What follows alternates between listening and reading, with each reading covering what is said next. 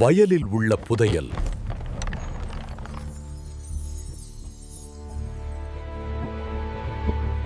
ஒரு வயதான விவசாயிக்கு 3 சோம்பேறி மகன்கள் இருந்தனர்.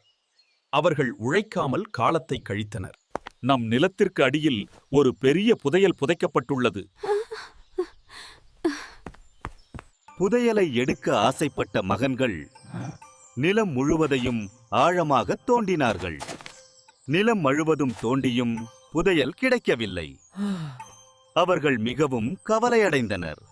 நிலம்தான் தயாராக இருக்கிறதே, அதில் விதைகளை தூவுங்கள். மழை பெய்தது. பயிர்கள் செழித்து வளர்ந்தன. அந்த ஆண்டு அமோக விளைச்சல் கிடைத்தது. பயிர்களை விற்று பெரும் பணம் ஈட்டினர்.